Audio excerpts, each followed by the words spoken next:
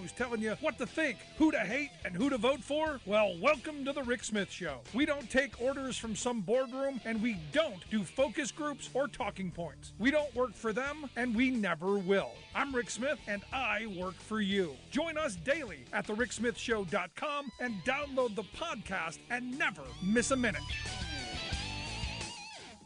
It's time for The Rick Smith Show. Now, here is the voice of the working class, Rick Smith.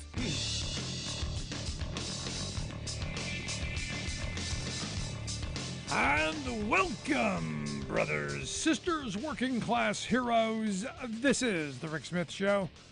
Thanks so much for being here. Today on the big program, lots to get to, lots to talk about. What an interesting primary day Tuesday was, especially in my state of Pennsylvania. Still not over yet. The Senate, the Republican side of the Senate race, still up in the air. And interesting how Republicans seem to be okay with mail-in ballots now. All of a sudden okay with it. Yeah, I was kind of waiting for Donald Trump to swoop in and say, no mail-in ballots. Now, as you know, it's neck and neck between Dr. Oz, and according to Dr. Quack, the China businessman, David McCormick. They've been just, over the last several months, just beating each other senseless on that frame of, Dr. Quack on one side, China businessman on the other. There were about millions of dollars wasted attacking each other, and good for them. They're tearing each other apart. They're within the margin of an automatic recount at this moment, waiting on the mail-in ballots to be completely counted. And you know what's interesting? Interesting is, only a handful of the Kathy Barnett people are saying that it's being stolen from her. I was waiting for it. In fact, before the election, even started, I said, going to be interesting to see which one of them claims the election was stolen, because this is what Republicans do now in the post-Trump era. Because I had someone remind me that everything Trump has ever done and has lost, he's always claimed that he's been cheated. And this is now the whiny kind of part of the party that every time is going to be, I didn't lose because I was a bad candidate. I didn't lose because I had the wrong message. I didn't lose because I ran a crummy campaign. No, I lost. Oh, I didn't lose. Stolen. Now, to be honest, the person who should have won this race should have been Kathy Barnett. And I'm going to say it. I know I'm going to get heat for it. Oh, do I know I'm going to get heat for this? But I am going to say it. I thought about it and I have to say it because it is true. Had she been an old white guy who looked like a thumb instead of a black woman, would have won hands down, running away. Because if you look at the gubernatorial side of things, the old bald white guy who looks like a thumb walked away with it. Benito Mastriano walked away. Doug Mastriano walked away with the gubernatorial race over the former Congressman Lou Barletta, who had been, he had been the extreme of the Republican Party. For those who don't know Pennsylvania politics, he was one of the Tea Party guys. He was the mayor of Hazleton, did a bunch of horrible stuff to immigrants. That was his claim to fame in the Republican Party. He was able to stake his flag on, hey, I'm bad to immigrants. Granted, my family's a bunch of immigrants. And this is what sprung him to the mainstream of the party. He now clearly not crazy enough. Now Benito Mastriano there, he was there on January 6th. He led a bunch of busloads full of other little fascists to Washington for that day with the express purpose of stopping the steal. Remember, always remember, that was the point. Stopping the certification of the election. Every other excuse, line of BS that they throw out, Oh, it was a family day. Oh, it was just any other day. We were just rallying for peace and freedom. No, they were there to stop the certification of the election. Because ultimately, what they wanted to do is they wanted to make sure that they didn't count the votes because they knew they lost. And they wanted the House of Representatives to end up being the deciders. In fact, Trump said it here in Pennsylvania a couple of weeks before that January 6th insurrection. They were planning this out. Mastriano was part of it, and he is now the Republican candidate for governor.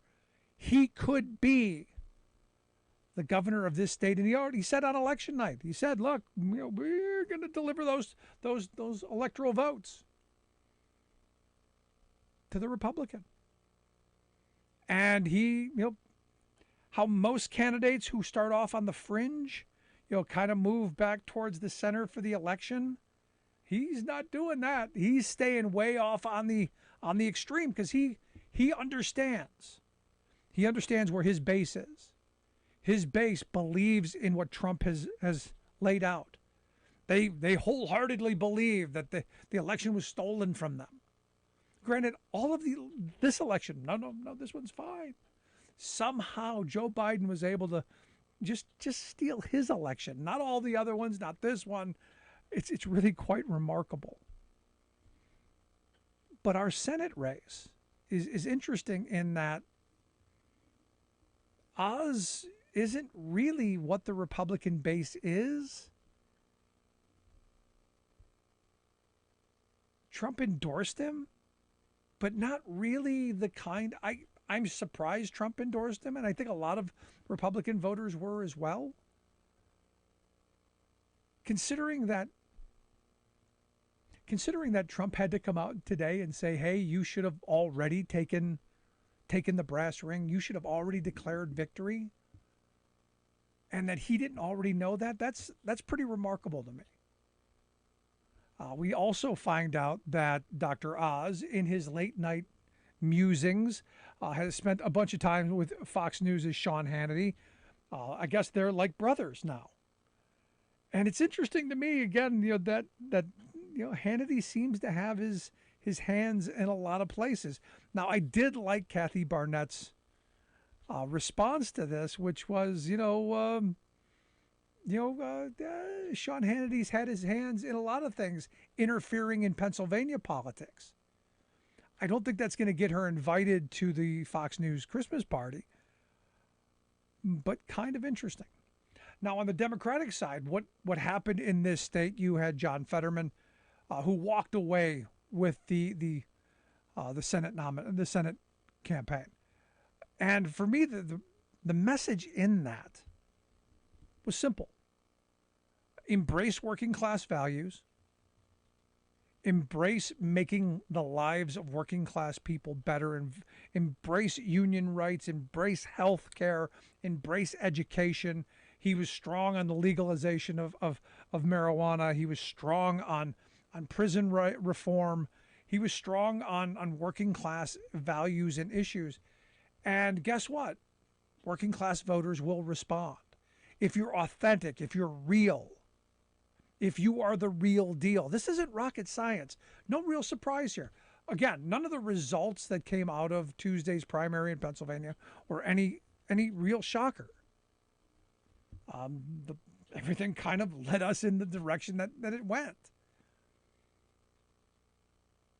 The message, especially coming out of this primary, is, and I think it's clear, that Democratic voters don't want and aren't going to stand for a Manchin-like candidate.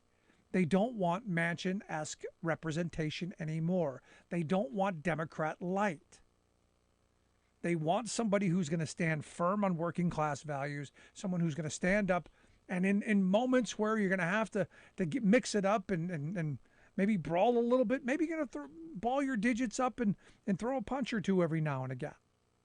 That's the message in this. And look, you look in the western part of the state where Summer Lee is ahead in that race. Very progressive candidate, solid working class candidate, all of the odds stacked against her, huge amounts of outside corporate money coming in. for the moderate centrist Democrat, who everybody thought was just going to steamroll over her. She's actually in the lead as we speak. That speaks volumes. And I think the Democrats, they do need to wake up to the reality that you need to stand on these working class values.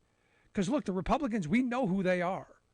We know where they're going to be. They're going to ban abortion. They're going to attack public education. They're going to deregulate guns. They're going to be in bed with corporate America, even though they are trying a pivot to saying, oh, we care about workers. Oh, we do, while simultaneously saying that we're going to make Pennsylvania a no rights at work state. Because understand and listen up, my union brothers and sisters. If you're in Pennsylvania and you're even thinking about voting for Doug Mastriano, the Republicans in this state will pass a right-to-work law so fast it'll make Kentucky's head spin. And Kentucky had a special session early so that they could do it. It was like 9 a.m. when they got up to do it on a Saturday. If Mastriano is governor, they'll do it faster than that. And this is that kind of, it's about the issues. And I'm hoping, and look, I like Josh Shapiro, the Democrat who is the Democratic nominee. I like him. I think he has a lot of broad base appeal. For me, one of the things that he did, he went after one of the biggest construction companies in this state and even in the country, and went after them for wage theft and employee misclassification. This is a guy he's got some bones when it comes to standing up for working people. That's who I want fighting for working people, not someone who went to our capital to overthrow our government. Not a bully, not someone like that. And this is going to be an interesting moment because there is a clear choice. And I think over the next couple of weeks, as Democrats in Washington begin laying out their committee findings on what happened on January 6th, I'm hoping people are paying attention. Because, well, the lure of stop the steal is still in the GOP's mind, not just here in Pennsylvania, but in places like North Carolina as well. The outrage machine has polluted the minds of Republican voters. And look, I listen to some right-wing radio. I'm amazed that people can tolerate it because it is chocked full of nonsense. I listened to two old white people today talk about critical race theory and how it angers white people to hear about history, to hear about the things that happened in the past. I'm literally dumbfounded when I hear these kind of things, but yet it's what passes off. Which is why elections matter, elections have consequences, and why everybody should be registered to vote and get out come November. Because if you're in Pennsylvania, this is a big one. And I don't say this lightly, this could be your last election. Someone like Benito Mastriano, he's already told you he's going to put his thumb on the scale. Scary stuff. Love to hear your thoughts. 1-866-416-RICK. 1-866-416-7425. Quick break. Right back after this.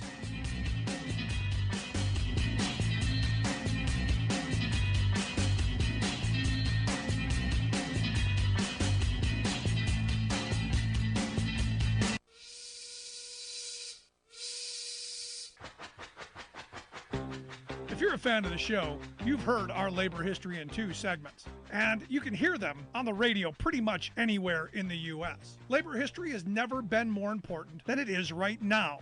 So here's what we'd like you to do.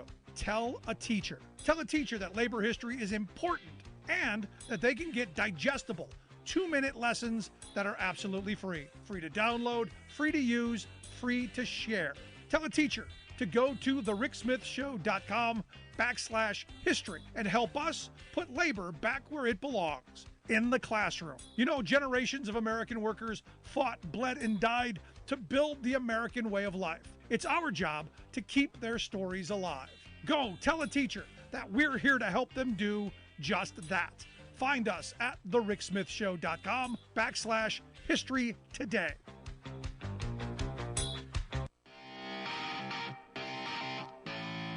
Welcome back to the Rick Smith Show. Now, here is Rick Smith.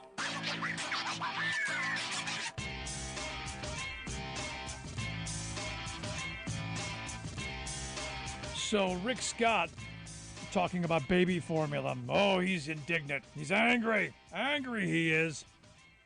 Says this is just an American problem. That's it, just an American problem. He's got pictures from all over the world of baby formula on shelves. He has them. There's baby formula on shelves in Panama. They've got baby formula on shelves in Canada. They've got baby formula in Israel. They've got baby formula in Brazil. All over the world, they've got baby formula. And there's plenty of it. And you go, yeah, there is. Do you have any clue of why we don't have it here? And I'm sure he does. This is just the latest outrage for people like Rick Scott to rile up the base and point it at Joe Biden did this. And the reality is, no, Joe Biden didn't. And what liberals have grabbed onto is Donald Trump, with his changes to NAFTA, put a 17% tariff on Canadian baby formula, and that is true. He did. And that is a problem. I think a small one for me. The bigger one is there are 4 companies that control over 90% of the baby formula in this country. One of them being the largest one, Abbott, who has like the largest share of that, had a production facility problem that was contaminated that actually killed 2 kids, and they had to recall a bunch of it. For me, consolidation is the much bigger problem here. The fact that 4 companies have that kind of control over the market, that's the bigger problem. Breaking these behemoths up, that's the answer. Having more production domestically, that's the answer. But we're going to focus on the easy stuff. It's Trump's fault for the tariffs. And look, as I've said before, I'm a supporter of domestic production for domestic consumption. In this moment, we should be bringing in what we can in this emergency.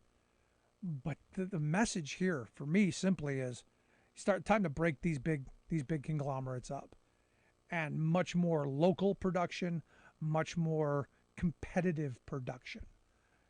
Just my thoughts. Let's go to the phone lines. Got Kurt on line 1. Kurt, how are we doing tonight? Hey, good, Rick. How about yourself? Can't complain. What's on your mind? So I want to talk a little bit about Western Pennsylvania and the Summer Lee race. The group Starfish, we phone banked for Summer Lee here we've been in there for about 2 weeks now. And the last week of this race, I forget what day we started, but one of the organizers kind of broke down some of the precincts in that District 12. Are you familiar with Murraysville? Yep. So Murraysville is part of that district, and it's I think it's predominantly made up of a lot of the retired union working class. A lot of steel workers. Exactly. And one of the organizers broke down all the precincts in there, and there was on Monday, last Monday, there was, according to the turf and to the list, there were 6,000 votes that hadn't voted yet. And a lot of those people were holding out till Election Day. And when we started phone banking in there, that whole community really didn't like the whole idea of the big money being thrown in there. And it's probably not like, you can't just say that Summer Lee's going to win because of Murraysville, but I think it made a big help for her. because I think most of those people, when I talked to them, they were pretty much like a moderate type Democrat, but they were not impressed with this. They're tired of this kind of stuff. And so it's kind of interesting how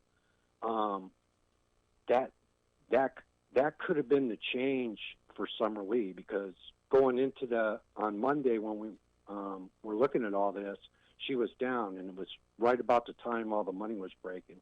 And so I think it says a lot about, like what you were saying with the mansion types and throwing all this money in. I think people are starting to really, they're fed up with it. And, they want to get back to helping the working class. Yeah, and I would argue that, some of the people that I talked to out that way as well, they believed her more on the things that are going to help their family get ahead and make life better. The working class issues, they were more on her side than the other. And because they believed she was more authentic. And that's the message I kept getting back. So this is where I've taken this position, that if you're authentic and you're believable and if you walk the walk and talk the talk, I think you're gonna do better. Right. Yeah. And it really said a lot about this this campaign, and it was really being from that. As a kid, I grew up in Ohio, and my grandparents lived in Western Pennsylvania, and it kind of took me back to some of that time as a kid in those conversations from those people that I generally don't hear out west, because we're in Tucson we're not really a union, we're not union led, and so it's nice to hear those conversations. And I think I talked to like 200 people in that town, voters in that town, that would talk about the Blue Dog Democrats. And I haven't heard Blue Dog Democrat in a very long time. And, and that's the way I remember as a kid, that's kind of how the Democrats refer to themselves. They didn't do all this left and right and moderate and, progressive. That's how they referred to themselves. Yeah. And, the Blue Dogs are all gone, but so are the more moderate Republicans as well. You're right, Kurt. I appreciate the call, man, and keep up the great work. We got a lot of work to do. Oh, it's enormous. All right. Good stuff, brother. Appreciate it. The reality is on those issues that are important, and this is where, as I've been saying for the longest time, on those working class issues that I think we all can agree on, this is where candidates should be focusing, spending the mass of their time. How are you going to make the lives of working class people better? How are we going to make families better? How are we going to make health security better, retirement security better, safer jobs, better wage jobs, better opportunities, better futures? That's where we need to be. And all the other stuff, I think, will work itself out. I think all of those other issues will come around. I think that's a huge part of this. And I think that's part of why Fetterman won by such a huge margin. I think he was much more believable, that, as well as, I think Pennsylvania is a more progressive state than people give credit for. I'd love to hear your thoughts, though. You can email me, rick@thericksmithshow.com, if you've got a question, comment, something on your mind. Also, if you miss any of the program, make sure you download the podcast. Always there, always available. I'm going to take a quick break right here. When we come back, I'm going to talk more about the Mastriano, Benito Mastriano, and what could possibly happen in Pennsylvania if they get a crazy governor. Look, this is important across every state in this country. You get somebody who's off the deep end, bad things happen, and not just in one state. Quick break, right back. I'm Rick Smith, and this is Labor History in 2. On this day in labor history, the year was 1933. That was the day President Franklin Delano Roosevelt signed the Tennessee Valley Authority Act. The act created the TVA as a federal corporation and was tasked to address the resource development of the region, one of the poorest in the nation. These included flood control and improved travel along the Tennessee River. It also meant improved forestry to address soil erosion and facilitation of agricultural production. Control of water resources required a series of dams designed to navigate the river and reduce flooding. Though Wilson Dam had been completed before the establishment of the TVA, the authority had embarked on the construction of 16 more dams. During the Depression, the TVA hired tens of thousands of workers for conservation, construction, and development. Historian Eric Loomis notes that though the TVA was one of the region's largest employers of black workers, the authority also maintained rigid lines of segregation in its workforce. He adds that though 14 AFL unions eventually worked on dam construction, the agency initially refused to recognize unions. Workers would have to wait until 1940 to sign first contracts in the anti-union South. Today, the authority is most well known for its supply of electricity to nearby communities. It is the nation's largest public power company and serves about 80,000 square miles in the southeastern United States. TVA capacity to generate electric power includes some 29 hydroelectric dams, 11 coal-fired power plants, 3 nuclear plants, and several combustion turbine installations. It also has several solar and wind installations. The authority produces more than 130 billion kilowatt hours of electricity each year. The TVA played a critical role in transforming the South by constructing infrastructure necessary for modernization and industrialization. Mitch McConnell, the sour old goose who heads the Senate Republican caucus, had a hissy fit when the news leaked out that American women are about to have their most fundamental constitutional right taken from them by a cabal of Supreme Court judges. What made Mitch twitch, of course, was not the bad news for women, but the leak. He huffed that revealing the right-wing court's scheme to the public was a stunning breach, spewing that it's an attack on the independence of the Supreme Court. Mitch, the so-called Supremes have been meeting behind closed doors specifically to plot an all-out attack on the independence of some 170 million women to control their own bodies. Why aren't you opposing the secrecy rather than supporting the court's subversion of women's liberty? Perversely, the entire Republican leadership is outraged by the leak rather than the attack on women. Right-wing blowhard Ted Cruz, for example, yapped that informing the public, quote, will do lasting damage to the integrity of the court. Ted, you and your ideological ilk annihilated the court's integrity and its legitimacy when you stacked it with a covey of corporate-coddling partisan hacks like Alito, Barrett, Gorsuch, Kavanaugh, and Thomas. Then came Senator Mike Lee of Utah, a Trump acolyte, ludicrously blathering that the leak of the judicial plan is despicable. Why? Well, he explained to us commoners, the court, quote, is not a political body. If ignorance is bliss, Mike must be ecstatic. The GOP majority on this court is so immersed in its own partisan biases that it is routinely ruling against workers, the environment, women, voting rights, local communities, and democracy itself. This is Jim Hightower saying, no surprise then that the public trust in the integrity of these arbiters of justice is crashing. If the court won't respect our democratic ideals, the people won't respect the court.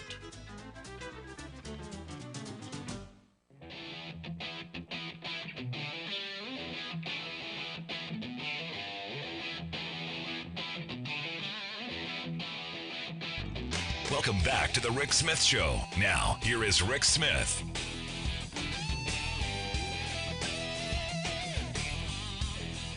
So Janice sent me an email during the break saying, please, Rick, tell me, please. Pennsylvania is not going to elect Oz as a U.S. Senator. Please tell me that's not going to happen. She says, imagine Oz, Tommy Tuberville, and Herschel Walker leading our nation. Good Lord, please help us. I mean, that's entirely possible. I mean, it's scary. It's frightening. But, here's the thing. We have Lauren Boebert, Marjorie Taylor Greene. Look at who you've got in the House. The caucus of stupid. I would not be surprised. But here's worse than this. we could end up with a true fascist as governor. Oz doesn't worry me as much as Benito Mastriano worries me. That guy's true scary. And here to share some thoughts on the primary yesterday here in Pennsylvania and what it could mean for not just for us here where I live in Pennsylvania, but for the nation. I've asked my good friend J.J. Abbott to come talk with us. He's the executive director of Commonwealth Communications, their website, vote.pa. J.J., thanks for taking time for us. Thanks for having me, Rick. Happy to be here. So, what do you think of Janice's email? Good Lord, please help us. Not Tuberville, Oz, and Herschel Walker. Is that, you think that hat trick of horrible is possible? I think this year anything is possible, and so we have to be ready. We have to be getting to work right away to make sure that we are talking to folks about the stakes of this election, because from the federal level to the governor's office to the state house here in Pennsylvania, the stakes could not be higher. And really, our freedoms, our rights that we've enjoyed for decades are on the line, and so is our future. And so, you know, I am hoping that we never have a senator from New Jersey representing Pennsylvania in the United States Senate. But more than anything, I think it's really important that we understand that if Republicans take back Congress, not only are we not going to get any of the things that we're frustrated about getting now, but they are likely to make the country and the direction of the country even worse and bottle up everything that we'd like to see in terms of progress. So, you know, the stakes are really high. And, you know, we saw a lot of Republican voters turn out and vote for Dr. Oz and these other yahoos that are running in those primaries. But, you know, there are a lot of people that turned out. And so we got to be ready. Yeah, no, it's got to be about primaries, about turnout. But here's the thing, and this is where I think Democrats had better wake up to the reality that Republicans are going to turn out. They do understand what's at stake, and they are willing to get behind whoever the nominee is going to be, while the Senate side of things is split. And look, you know, Oz, I think, is terrible. I think McCormick was just as bad. And the two of them spent millions of dollars ripping each other apart.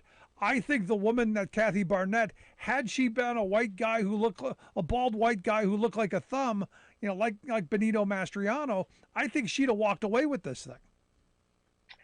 Yeah, I mean, it's sort of unseemly just how much money was wasted in this primary, only to end up in a complete mess. And so, you know, I think, but the reality is that they have a lot of money, and they're going to continue to have access to resources. The right wing in this country is not underfunded.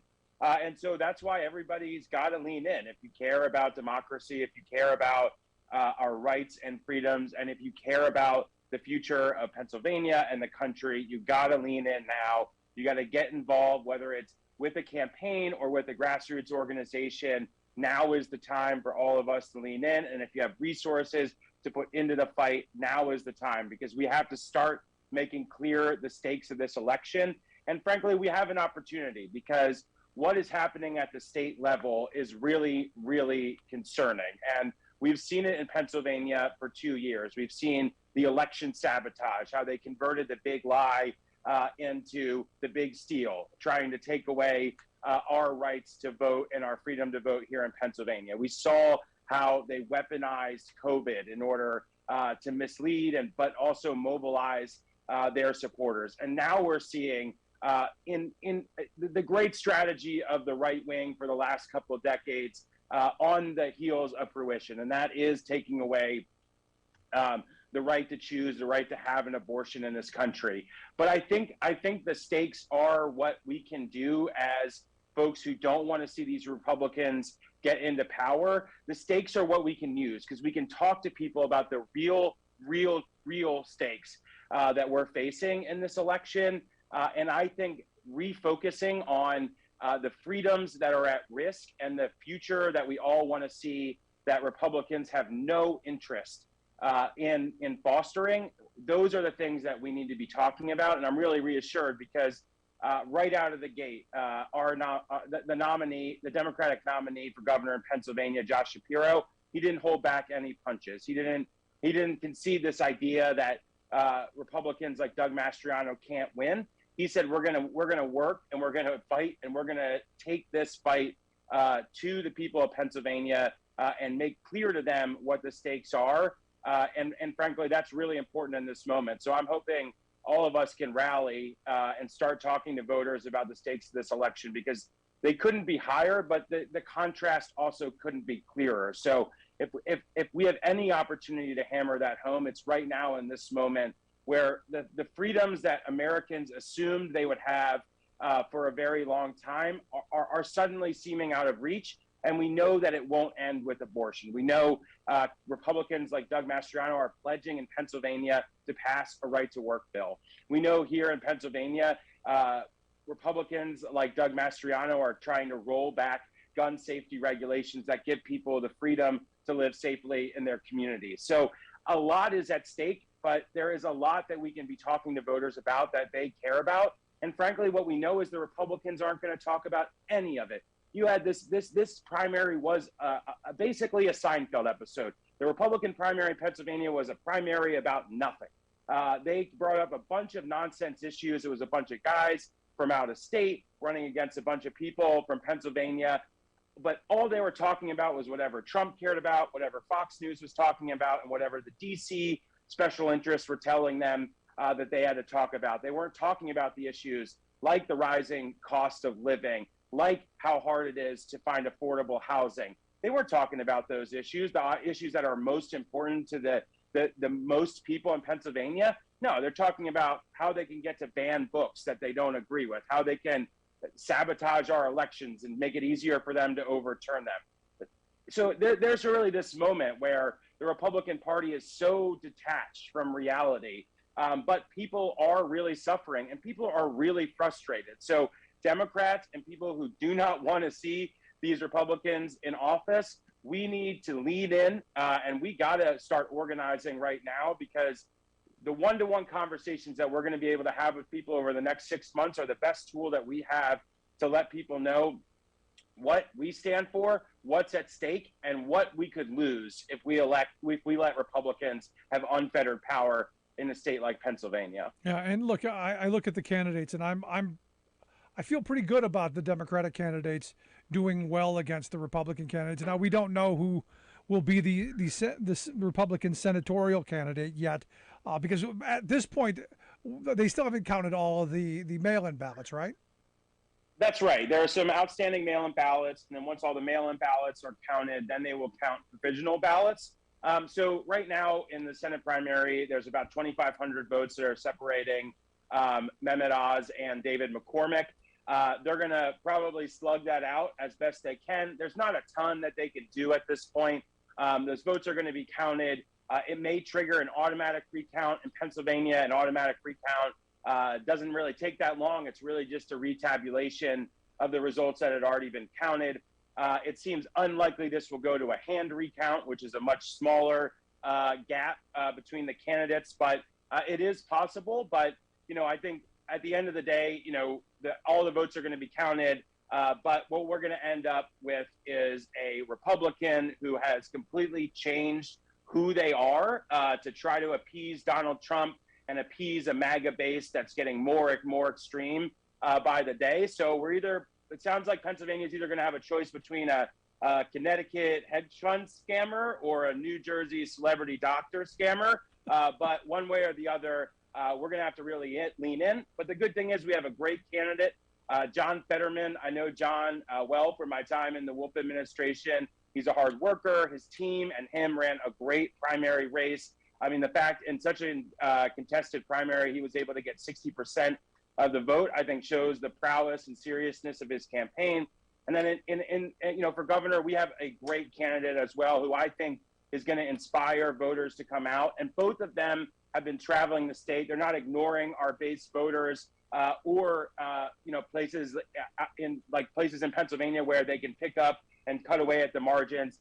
And they're putting everything on the field. And so I think we gotta get behind these candidates. We gotta run hard, and we gotta make sure that we don't let an incredibly extreme Republican Party with candidates like Doug Mastriano get more power and the ability to roll back the rights and freedoms that we've enjoyed for decades. You're listening to the Rick Smith Show here with J.J. Abbott. He's the executive director of Commonwealth Communications. You can check out the website that they've got, vote.pa, encouraging people to register and to vote. I think that's a great cause. Here's the thing. I mean, the fact that these candidates seem to be so far off the fringe. I mean, I look at at Mastriano, where the person who came in second place, Lou Barlotta, was the Tea Party darling of just a couple of years ago. He was the extreme of the party just a few years ago, and this guy is, well, like I said, I call him Benito Mastriano, because he is that far off the beaten path. Could that be the undoing of the Republican Party, that they've gotten so extreme that there are some Republicans who go, this is too far? Well, listen, I think what we have to do is we got to go get every vote that we can. And that means going to all the places in Pennsylvania and talking to them about the stakes of this race. But there's no doubt that Mastriano represents the modern version of the Pennsylvania Republican Party. And I think it's really important to note that Mastriano didn't come out of nowhere. He rose to this power within the Republican Party because he was enabled by the very Republicans who have tried to stop him over the last few weeks as he threatened their power. When the state was going through an incredibly difficult time with COVID, Doug Mastriano led the charge to try to roll back public health protections and to mislead his constituents about vaccines and masks and the kinds of things that we could do to try to keep each other safe. And then as soon as the election happened and they lost, and Donald Trump lost, Doug Mastriano shifted his entire ethos to be an election saboteur and to try to overturn the election, ultimately ending up on the Capitol lawn during the January 6th insurrection. But he didn't do that alone. His infamous hearing at Gettysburg was hosted by the Senate Republican caucus in Harrisburg. The things that he was doing in the election were being echoed by Republican leaders. The same letter that he signed asking Congress to overturn our election on January 6th, that letter was signed by over 100 Republicans in Pennsylvania. So this idea, I think, is Mastriano's extreme persona certainly has the ability to turn people off. But his positions, they're the positions of the Pennsylvania Republican Party. And there was a great story today by Andrew Seidman in the Philadelphia Inquirer that talked just about this. They're not criticizing Mastriano for his positions. They're not saying banning abortion at conception with no exceptions, that's too extreme. They're not saying that. Trying to bust unions and pass a right to work bill, that's not what they're saying is too extreme. What they're saying is too extreme is his statements, his rhetoric, and that they don't think that he can win the election. There was a Republican pundit on CNN just last night from Pennsylvania who was saying, well, I think Doug Mastriano is too extreme. He went to January 6th, but maybe he'll tack to the center, and I hope so, because ultimately I want him to win. And so I think we should not rest for a second that the Republican Party will not embrace Doug Mastriano in some way. We have to work hard, and frankly, we have to hold accountable everyone who enabled people like Doug Mastriano to cause the kind of chaos and division and just outright, just nonsense in our elections and in our public policy debates here in Pennsylvania. And so we got to go all in, and we cannot rest for a second and think that someone like Doug Mastriano can't win, because let me tell you, they used to say this about another guy. We got to take him literally, and we got to take him seriously, because he literally wants to do the things that he says he wants to do, and he is seriously committed to getting the power to do it. He has a grassroots operation that is unparalleled in the Republican Party in Pennsylvania, and he absolutely smoked his competition when they were spending tens of millions of dollars for themselves and to oppose him. And so we have to take him seriously. I know from what we've heard already from the Shapiro campaign that they're taking him seriously, that they're not going to take their foot off the gas. And so we all have to do the same thing. And so the stakes, as I said, could not be higher. for our democracy, for our rights, for our freedoms, and for the way of life here in Pennsylvania. And so we all got to get in, and we have to fight back because at the end of the day, I think we're going to see consolidation. They'll find every excuse they can to forgive Mastriano's past misdeeds and embrace him, because at the end of the day, what they care about is power, their ability to enact their agenda, and more than anything now, the ability to control our elections, which the governor of Pennsylvania will appoint the Secretary of State for 2024. So if we don't want somebody like Mike Lindell or General Mike Flynn as the Secretary of State for Pennsylvania, we all better get out there and work and make sure that we elect Josh Shapiro and defeat Doug Mastriano at the ballot box. There you go. Simple stuff. This isn't rocket science. JJ, I appreciate the time. Great work. I hope you'll come back. I know this is going to continue. We'll have you back here to talk about this as it continues. Appreciate the time, man. Thanks so much, Rick. Have a good one. Great stuff, JJ Abbott. Make sure you check out their website, vote.pa. He's the executive director of Commonwealth Communications. Love to hear your thoughts. 1-866-416-RICK, 1-866-416-7425. You're listening to The Rick Smith Show. We're working people. Come to talk.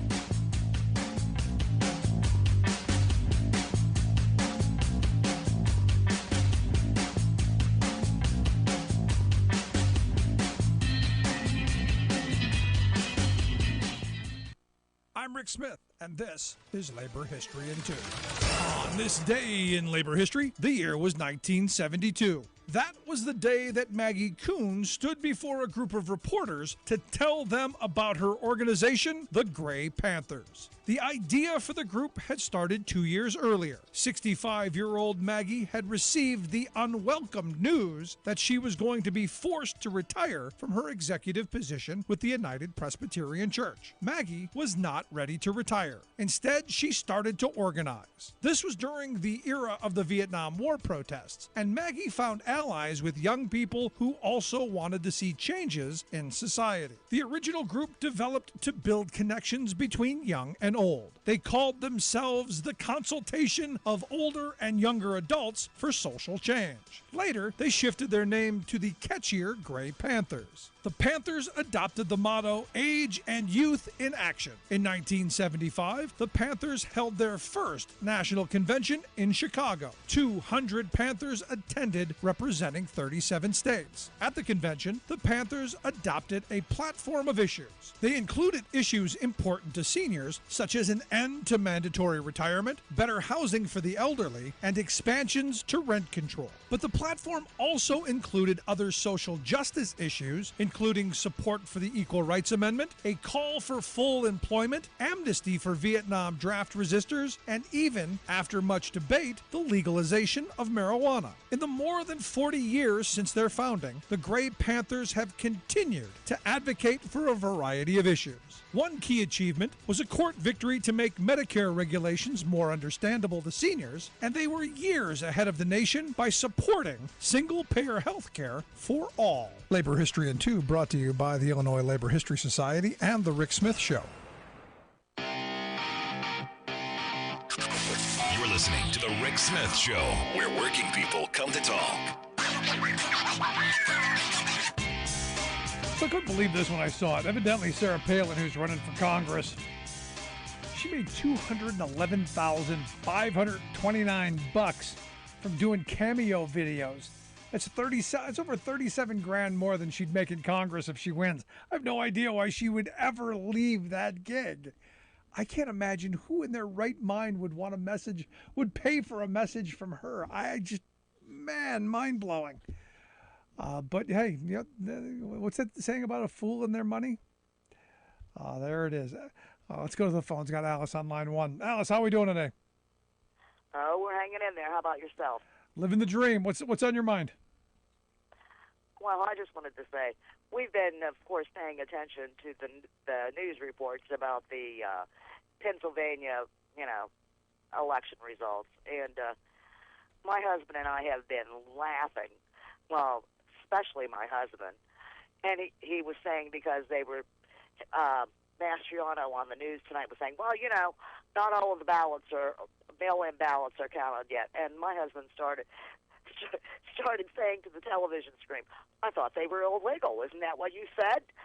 And I told my husband, "Well, somebody will bring that up." And then I seen that Donald Trump was complaining because Dr. Oz, the quack, wasn't, the declared winner yet, and he wanted to stop counting the mail-in ballots because he's claiming it's illegal and they're going to switch them. But it's a regular circus here in Pennsylvania, isn't it? Yeah, I mean, this is you can't have it both ways. You can't say this is all bad. Mail-in ballots are illegal and unconstitutional, and then go, oh, we're going to wait for the mail-in ballots. I know. I thought, make up your mind. Yeah. Or is it mail-in ballots are only good if it's Republicans doing it? I think you found the caveat. Yeah, I think you found it. I do too. Well, you have a good evening, Rick. Thanks so much, Alice. Appreciate it. No, I mean, this is not surprising. And look, it was entirely predictable in 2020 what was going to happen. In fact, I had predicted it months before it happened because you could see it coming. Democrats were much more cautious about the virus. They were much more willing to go, hey, you know what, I'm going to stay away from the polls. We'll mail in our ballots. Pennsylvania law is what it is. You can't start counting until the day of, and you're not going to count millions of ballots in a couple of hours. It's going to take time. And you knew that the night of the election, Trump was going to have a huge lead. And as the days went on, that lead would dwindle. You knew that. It didn't take rocket scientists to figure that out. You need to be a genius. And Trump even knew, which is why they spun it the way they did. Because he also knew he was going to lose. Because I think everyone kind of did. The economy was in the tank. The pandemic was handled poorly. People were tired of him and his nonsense. It was time for him to go. So they had to create this. I didn't lose. It was stolen from me. It's crazy. I mean, it just is what it is. And now you look at this formula gate. Well, my goodness, Rick Scott's got pictures of baby formula all over the world.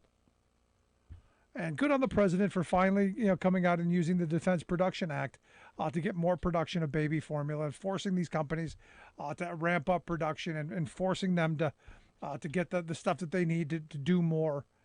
But I still keep coming back to, you know what? We need to start breaking some of these up. Some of these big companies we need to be breaking up and making them